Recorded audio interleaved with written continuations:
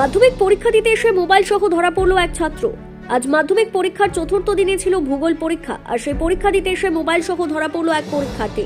ঘটনা প্রসঙ্গে জানা যায়, দিনহাটা 2 নম্বর ব্লকের একটি বিদ্যালয়ে পরীক্ষা চলাকালীন এক ছাত্রের উপরে সন্দেহ হয় ইনভিজিটরদের। এরপর তারা নজরে রাখেন ওই ছাত্রকে।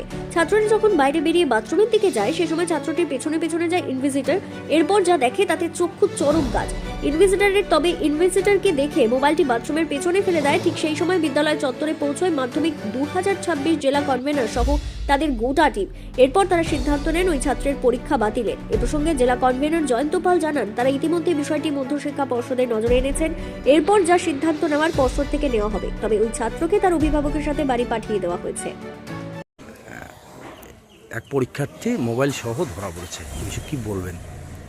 এগুলি অনভিপ্রেত মধ্যশিক্ষা পর্ষদ থেকে বারে বারে ছাত্রছাত্রীদের জানানো হয়। স্কুলে দেখুন, এই যে এইখানেই রয়েছে একটা ব্যানারে লেখা আছে যে মোবাইল ফোন নিয়ে যাওয়া যাবে না, আনুষঙ্গিক কী নেওয়া যাবে না।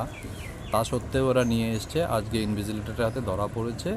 ওর যা কিছু ব্যবস্থা হয়, কি হবে, ওর বিরুদ্ধে কি ব্যবস্থা নেওয়া হবে কি না, সেটা মধ্যশিক্ষা বোর্ড থেকে সিদ্ধান্ত নেওয়া হবে। আর ওর পরীক্ষা এই বছরের মতো ক্যান্সেল। কি শাস্তি হতে পারে বলে মনে হয় আপনার? এটা আমাদের কি কি বিধান রয়েছে নয়, এটা বোর্ড সভাপতি এবং মধ্যশিক্ষা পর্ষদ মিলে সিদ্ধান্ত নেবেন। এটা আমাদের কিছু জানা নেই। কটার দিকে ধরা পড়েছে? ও ধরা পড়েছে 1টার পরে।